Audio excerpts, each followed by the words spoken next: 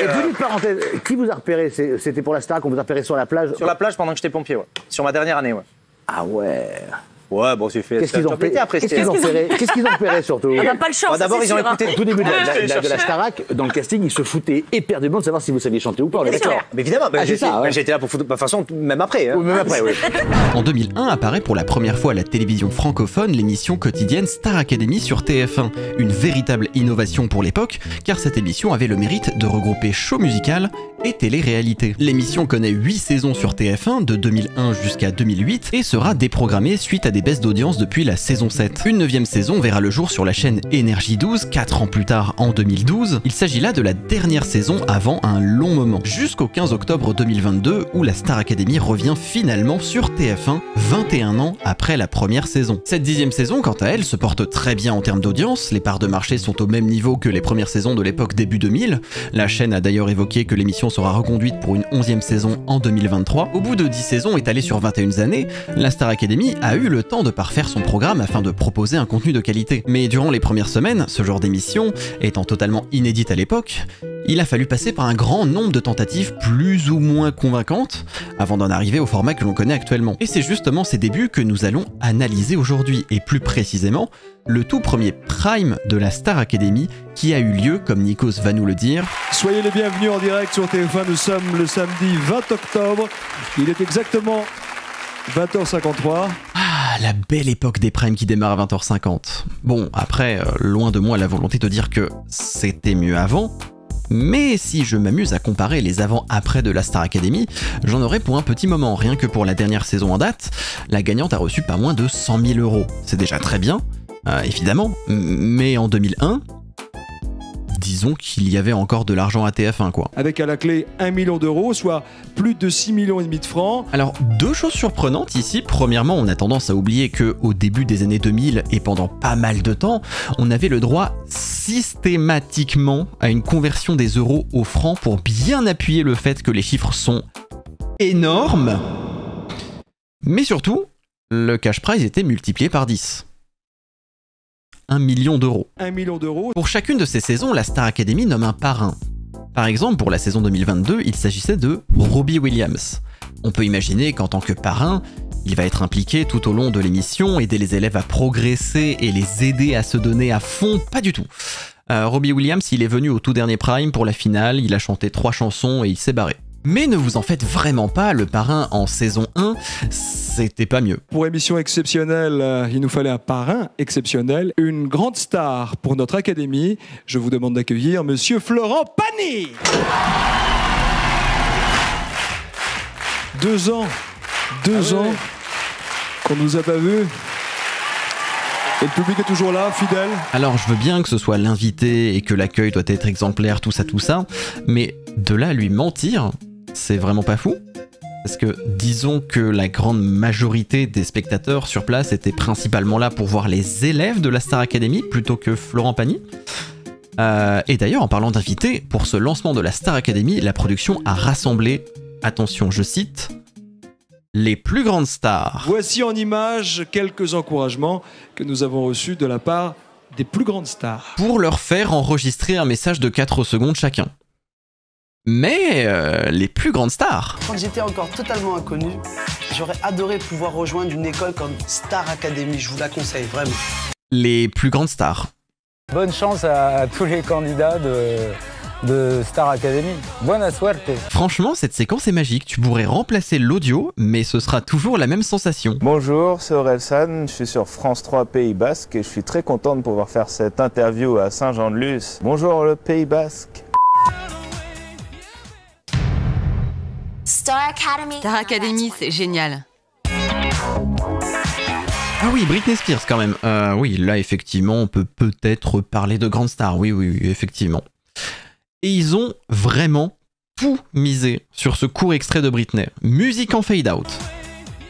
Bruitage pour annoncer une dinguerie. Star Academy, c'est génial. Vraiment, tout y est. Je devrais en prendre de la graine avant des moments très importants, comme par exemple annoncer quelque chose qui me tient énormément à cœur depuis plusieurs années. À tout hasard. 2023, je sors une création musicale originale sur cette chaîne. Bon allez, on tourne autour du pot depuis le début de cette vidéo, il est temps de s'attaquer au vif du sujet. Les candidats de la première saison. Ils sont au nombre de 16 et chacun d'entre eux se voit présenter au travers d'un magnéto de 3 minutes avec, en introduction, leur prénom, leur âge, leur provenance et petit bonus, un signe particulier. Retenez bien celui-là. Pour le premier, Stéphane, 22 ans, Bruxelles, vous prononcez ça comme vous voulez, dites-moi en commentaire comment vous prononcez cette ville, et son petit signe particulier, prêt à tout pour réussir. Mais bon, justement, ce petit signe particulier ne sera pas vraiment équitable pour tous les candidats. Pour la deuxième candidate, Olivia, que vous connaissez peut-être aujourd'hui sous le nom de scène de Olivia Ruiz, elle sera possessive et jalouse. Ce qui est tout de suite un tout petit peu moins valorisant que prêt à tout pour réussir. Mais vous n'avez encore rien vu. Vous allez vivre loin pendant plusieurs semaines, peut-être pendant 3 mois, loin de votre fiancé. Ça va être difficile? Ça va être une épreuve, mais ça nous permettra de voir justement si on est un couple solide, et je crois qu'il est d'accord avec moi. Dans le casting, vous disiez quand même que c'était 50-50. Comment ça? Non, on oublie. Ouais. Ça va cimenter le couple à la distance. Voilà. On regarde le casting quand même. Je peux tomber amoureuse dans le truc, d'accord. Mais bon, ce serait vraiment un miracle que sur 8 garçons dans le truc, il y en ait un qui me fasse flasher. Mais si ça arrive, je quitterai mon copain qui m'attend sagement et puis c'est pas grave quoi. Mais Harold, il a confiance en vous et vous avez une voix exceptionnelle, Olivia. C'est gentil, merci. Mais what the fuck, c'est quoi cette volonté ahurissante de vouloir à tout prix exposer les candidats d'une manière dévalorisante? Bon, je sais pas vraiment pourquoi la prod cible à ce point Olivia, mais vous n'êtes vraiment pas au bout de vos peines. En attendant, on va s'intéresser à un candidat particulier au nom de Mario. Mario, 24 ans, Paris, la femme de sa vie, sa mère. Oui, c'est très mignon. Et je sais pas si c'est moi, mais depuis que Nikos a prononcé pour la première fois le prénom de Mario, j'ai vraiment l'impression que lui et toute la prod font des allusions un peu étranges à un certain plombier italien moustachu de chez Nintendo. Mais c'est sûrement moi qui me fais des films, pas vrai? Mais il n'y a pas que les vêtements, chaque détail a son importance, particulièrement en matière d'automobile. J'adore tout ce qui vient de mon pays en fait, tout ce qui est italien à la base.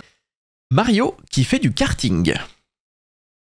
Non mais ça doit être une coïncidence, c'est sûrement une coïncidence, je ne refuse de croire qu'ils ont fait ça exprès. Je refuse. Super Mario! Ah là là, c'est décidément trop d'émotions. Bon, ok, on va changer de candidat avant qu'on me dise que je vois le mal partout. Laissez-moi juste 2 secondes pour vérifier de qui il s'agit. Juste 2 secondes, le prochain candidat...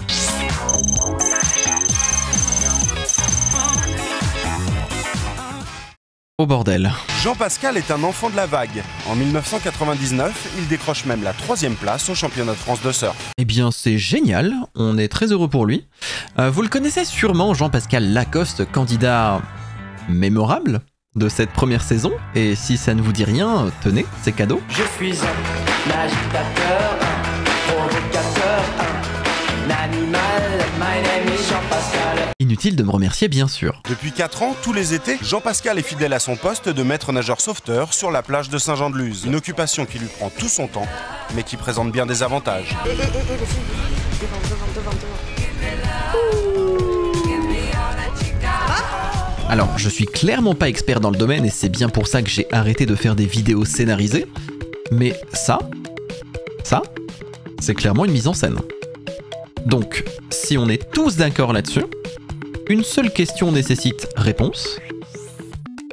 Pourquoi? Tous les matins, je me regarde et je me dis, t'es un mec super, t'es un gagnant, t'es super, tu marques des points, c'est bien, t'es adorable, merci. C'est un timide.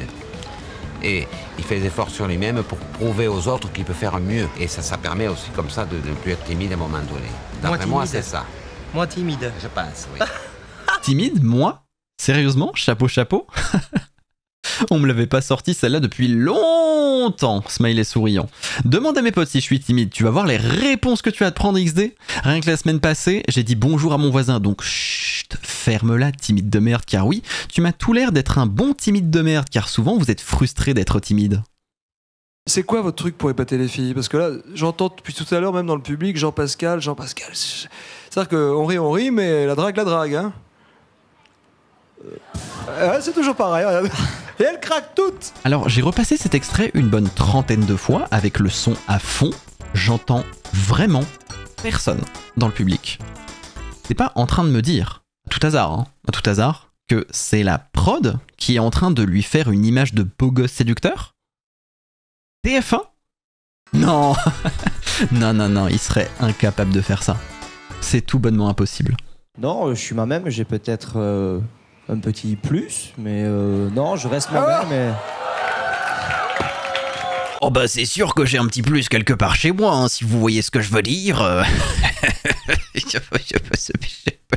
Je ne sais pas faire l'accent beauf. Allez-y maintenant, tendez vos bras et montrez vos boules. Non, Patrice, remettez votre Bermuda, c'est un programme familial, s'il vous plaît. Ah, je plaisante. Il y a des enfants qui regardent. Les boules. Vous êtes redoutable en tout cas avec les filles, hein. On vous a vu, vous êtes galant. Toujours. On regarde. Toujours faire passer les filles devant, ça leur fait plaisir. Comme ça, moi, je peux leur regarder les fesses. Et paf, je me dis, tiens, est-ce que je peux la draguer après? Il y a plein de petites astuces. Je pense que je suis plus un sentimental, mais je veux pas le montrer. Parce que je me suis fait avoir beaucoup de fois, je suis trop bon, trop con, excuse du terme, mais c'est ça, je suis trop gentil avec les filles. Alors je suis clairement pas expert dans le domaine de la séduction non plus, c'est pour ça qu'au lieu de parler aux femmes, je passe mes semaines à jouer aux jeux vidéo sur twitch.tv/charliehaled, lien en description, mais je pense que t'as pas besoin de chercher plus loin pour savoir pourquoi les meufs te larguent vite. Enfin, j'aurais bien des choses à redire sur Jean Pascal, comme par exemple vous parler de ceci. C'est un truc de pédé la danse, c'est pour les pédales. La danse, de toute façon, c'est pour les pédés la danse. Normal que j'arrive pas, c'est pour les tarlousses du cul la danse. Mais vous comprendrez pourquoi je n'en ai pas très envie. Alors sans plus tarder, on va passer au prochain magnéto. Je pense que je suis plus narcissique que la moyenne, parce que c'est un outil aussi, c'est un atout dans la vie. On vit dans une société qui est axée là-dessus, il faut pas se le cacher, donc à partir du moment où on peut s'en servir, pourquoi pas. On vit dans une société. Je pense qu'on s'accorde tous à dire que quand une phrase commence comme ça va pas voler très haut, n'est-ce pas Fabrice? Tu vis dans une société aujourd'hui, des gens ils font médecine et ils font 10 ans d'études et ils gagnent 3-4 000 balles par mois après des années d'études où on te dit c'est la voie royale, c'est faire médecine, ils ont passé des concours, ils ont fini dans les premiers et t'as des meufs qui montent leur cul sur Instagram et elles prennent 40-50 000 balles par mois. François est un enfant adopté. À 14 ans, il apprend la vérité, un traumatisme qui a bouleversé sa vie. Quand j'ai appris que j'étais adopté à l'âge de 14 ans, il y a eu deux phases. Il y a eu la phase où je l'ai mal pris, c'est-à-dire que j'avais l'impression que tout le monde était contre moi. Au lieu de faire des bêtises comme certaines personnes auraient fait, moi j'ai décidé plutôt de m'investir dans du sport, puisque j'en faisais 21 heures par semaine. Hop. Alors déjà, bonjour François. Et ensuite, si tu débarques dans cette vidéo pour avoir ce genre de propos douteux, ça va pas trop le faire? Non, parce que je sais pas vous, mais ce genre de discours, ça me rappelle vachement quelqu'un. Rien à foutre de ta dépression, rien à foutre de tes excuses, rien à foutre de ton petit cœur brisé, rien à foutre de ta pression mentale, rien à foutre de ta fainéantise, rien à foutre de tes doutes. Arrête d'être une merde. François, si vous ne le connaissez pas encore, c'est plus ou moins l'incarnation de Thibaut InShape. Je veux dire, j'ai rien ni contre l'un ni contre l'autre, hein, clairement. C'est juste que François se bat pour des bonnes causes, mais des fois, il sait pas comment l'exprimer correctement. Exemple avec une de ses interventions alors que personne lui avait rien demandé au passage, à propos du racisme. Tout à fait de ma personne. Les Noirs, levez la main s'il vous plaît. Dans le public, les Noirs, levez la main s'il vous plaît. Allez, vite, les Noirs, levez la main. Très bien, les Maghrébins, levez la main s'il vous plaît. Très bien. Les Français, levez la main. Les Asiatiques, levez la main. Mais surtout, la chose la plus incroyable de la vie, les êtres humains, levez la main. Bah c'est exactement ça, hein. On salue la démarche, hein. Y a pas de... Voilà, mais juste, bah, dommage, hein. Voilà, bah, bref, on va passer au dernier candidat du coup. Et en l'occurrence, candidate, que vous connaissez peut-être déjà, Jennifer, âgée de 18 ans à l'époque, provenant de la belle ville de Nice, et... Oh, ok, je vais attendre la fin de la vidéo avant de me brûler les yeux. De toute façon, la suite peut pas être pire. J'espère. Jennifer, vous êtes notre dernière candidate. Oui. Ça va? Super. Allez, on pleure plus, Jennifer. Apparemment, vous avez un problème avec vos pieds. Ok, ça part super mal, mais vas-y, j'ai confiance. Je ne peux que avoir confiance en la télévision française. Allez, ça ne peut que bien se passer. Allez, on y va, allez. J'ai horreur de mes pieds. Pourquoi? Parce qu'ils sont moches. Mais non, pourquoi vous dites ça? Mais non, mais pourquoi vous dites ça? Mais ils sont affreux. Vous savez qu'on mais dit... j'ai horreur de mes pieds. Mais les parfums les plus chers, on les met dans les plus petites bouteilles. J'ai pas d'oignon. Bon bah super, hein, Nikos qui a carrément oublié qu'il présentait une émission sur TF1 et qui essaie juste de pécho une meuf de 18 ans. Il en a 32 à cette époque. Soit ça, soit il a un énorme fétiche des... Je veux pas savoir. J'ai pas d'oignon ni rien, mais j'aime pas mes doigts de pied. Non, je voudrais bien voir vos pieds. Ça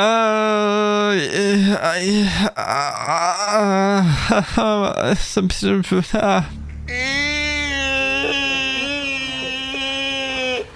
Ça va, Marc?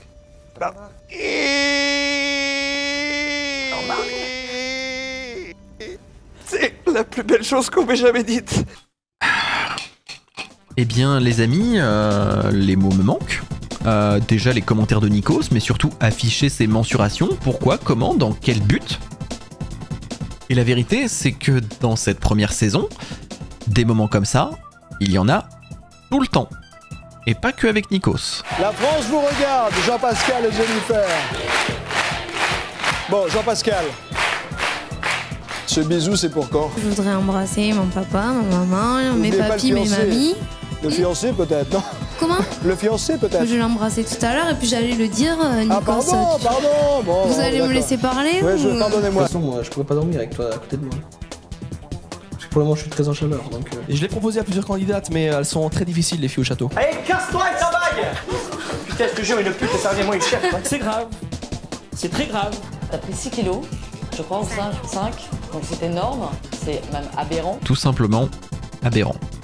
Bon, pour mon plus grand malheur, cette vidéo devait être à la base bien plus longue avec des extraits d'autres Prime. Malheureusement, toutes les rediffusions de Prime ont été supprimées d'internet et ne sont plus disponibles que sur le site MyTF1. Et vous vous doutez bien que c'est un peu chaud de vous rediffuser ça sans me prendre un procès de TF1. J'aurais pu vous parler plus longuement de certains candidats comme Jean-Pascal. Non, ou vous raconter comment la production de la Star Academy a arnaqué tous leurs téléspectateurs en leur demandant de voter pour des candidats, vote payant je précise évidemment, pour au final annuler complètement tous ces votes parce que, je cite, c'est bientôt Noël, ça s'est vraiment produit. Il nous reste encore quelques minutes de Prime à analyser ensemble, mais juste avant, je voulais faire une petite pause pour vous parler d'une vidéo que j'ai trouvée pendant mes recherches, vidéo postée par la chaîne YouTube officielle Star Academy, où les élèves de la saison 10 s'exercent au pole dance. Bon, jusque-là, il n'y a rien de choquant, ça va? Jusqu'à ce que je fasse un tour dans un endroit qui m'a énormément manqué depuis le temps, l'espace commentaire. Il m'avait manqué. Des mecs qui font de la barre pole dance et crotte. Chapeau chapeau. 2022. 2 petits points. La déconstruction de l'homme blanc hétéro cisgenre continue.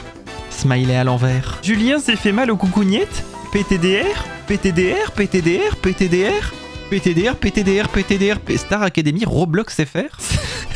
Vraiment, Star Academy Roblox FR. Genre, vraiment, ce nom de chaîne, c'est du génie. Bravo. Bravo. J'ai point vu le Prime, mais d'après ce que je vois, ils ont aucune envie. En fait, leur ego est plus gros que leur QI. Nulissime. C'est pas nullissime, c'est nillissime. Ils sont payés à rien faire, c'est la fête. Le ne te je souhaite... 4. Alors, j'ai regardé plusieurs fois l'intégralité de la vidéo et je ne sais pas du tout à quoi correspond ce chiffre 4. Du coup, on va juste dire que c'est 4. C'est 4. Voilà. Faudrait dire aux élèves de redescendre un peu. Ils ne se rendent pas compte de la chance qu'ils ont et ils ont encore du boulot à faire. Ils pourront critiquer J-Clair quand ils auront au moins fait le tiers de sa carrière. Et qu'ils ne se prennent pas encore pour des grandes voix. Ils ont encore du boulot. Qu'ils acceptent tous les cours qu'on leur offre, que ça, le chant ou le théâtre. S'ils continuent comme ça, non seulement ils se détruisent eux-mêmes, mais détruisent aussi la Star Academy. Il reste donc encore 8 minutes de Prime pour ce pilote de la Star Academy, dont 4 minutes des candidats qui ont un peu de mal à quitter le plateau. Du coup, Nikos et Florent Pagny meublent comme ils peuvent. Et en vrai, ça va, ils se démerdent plutôt pas mal, mais ça se voit qu'ils meublent, quoi. Ça se voit un tout petit peu. Le bus est parti, Florent? J'espère, oui. Ah non, il est pas encore parti parce qu'ils sont on les voit dans le bus. Il est pas parti. C'est même plus du meublage à ce niveau-là, là. C'est carrément, ils refont toute la déco, en fait. Le bus va bientôt démarrer. Ils se sont tous assis, non pas dans leur fauteuil de candidat,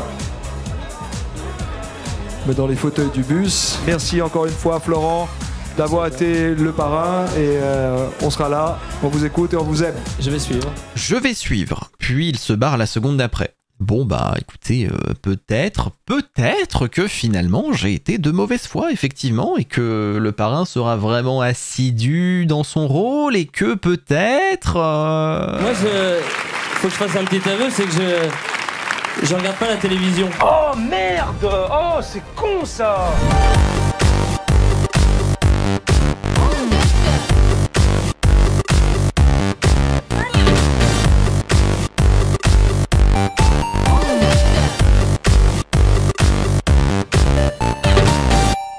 voudrais bien voir vos pieds.